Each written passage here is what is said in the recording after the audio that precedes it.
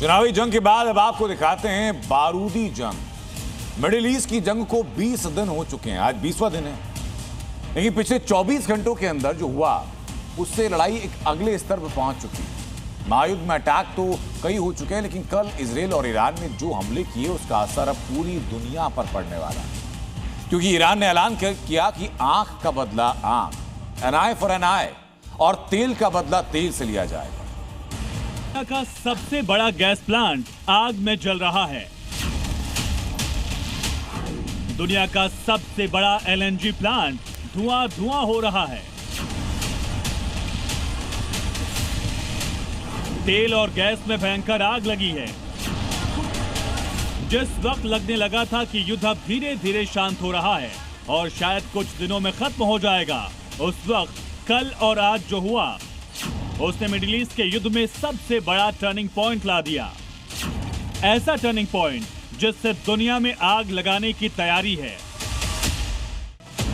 अब तक जो युद्ध बम, मिसाइलों, फाइटर जेट तक सीमित था, वो अब तेल, गैस, एनर्जी पर आ गया है। और इसकी शुरुआत हुई इजराइल के एक बड़े हमले से, जो कि ईरान पर किया गया। तस्वीरों में जो जगह आग में झुलसी दिख रही है, इसका नाम है साउथ पार्स गैस फील्ड, जो कि दुनिया की सबसे बड़ी नेचुरल गैस फील्ड है। इस पर कल इजराइल की तरफ से बहुत बड़ा हमला किया गया। 10 से 12 गाइडेड मिसाइल दागी गई, जिससे gas tanks, refinery, processing units को बहुत भारी नुकसान हुआ। यह हमला ईरान के दिल पर सीधे वार जैसा था,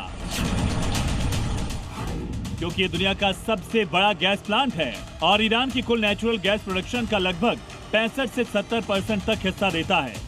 ईरान की बिजली उत्पादन का बड़ा हिस्सा यहीं से आता है। ईरान की 80% सरकारी रेवेन्यू एनर्जी से आता है। यानी हमला सीधा सीधा ईरान की अर्थव्यवस्था पर था। ईरान पर जो हमला हुआ उसके बाद उसने बदले का ऐलान किया। ऐसा बदला जिसमें अब पूरी दुनिया जल रही है। खुद के गैस प्लांट पर हुए हमले के बाद ईरान ने बदला लेने में जरा भी देर नहीं लगाई और जैसी धमकी दी थी वो कर दिया। ईरान ने साउथ पार्स पर हुए हमले का बदला लेने के लिए सऊदी, यूएई, कतर, बहरीन और कुवैत में गैस और तेल के प्लांट पर हमला बोला। इन सब हमलों में सबसे बड़ा अटैक कतर में हुआ, जहां पर दुनिया का सबसे बड़ा एलएनजी गैस प्लांट है। यह हमला उसी प्लांट पर किया गया जिसका नाम है रास लफान। ईरान ने इस प्लांट पर कई बैलिस्टिक मिसाइलें दागी। कतर की एयर डिफेंस ने 4-5 मिसाइलें तो इंटरसेप्ट की, लेकिन 1 से 2 मिसाइलों ने हिट किया। इसके बाद बहुत बड़ा नुकसान हुआ, भयंकर आग लग गई। इसका असर ये हुआ कि एलएनजी का पूरा प्रोडक्शन रोक दिया गया। इस हमले को कतर ने अपनी राष्ट्रीय सुरक्षा के लिए बड़ा खतरा बताया। इतना ही नहीं, कतर ने ईरानी दूतावास के मिलिट्री और सुरक्षा अधिकारियों को भी निष्कासित कर दिया। कतर का दावा है कि हमले में सभी कर्मचारी सुरक्षित हैं। अब तक किसी के हताहत होने की खबर नहीं है।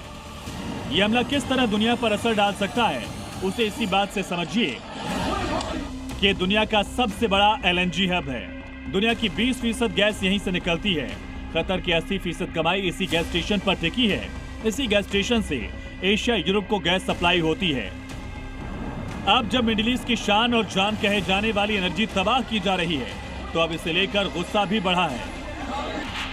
ये हमले उस वक्त हुए जब पहले ही दुनिया के कई हिस्से स्ट्रेट ऑफ हॉर्मुज को लेकर चिंता में थे, जहां गैस और तेल की सप्लाई पर असर पड़ने लगा है। अब तो सीधा उनके उत्पादन वाली जगह पर हमला किया गया और वो उस आग में जल रहे हैं। अब ये युद्ध, जो कि शुरू तो ईरान की तबाही के प्लान से हुआ, वो अब ईरान अमेरिका युद्ध नहीं बल्कि एनर्जी वॉर बन चुका है, जहां ताक पर ना सिर्फ ईरान है, ना इजराइल, बल्कि इस वक्त पूरी दुनिया और वैश्विक अर्थव्यवस्था टारगेट पर है। ब्यूरो रिपोर्ट, जी मीडिया।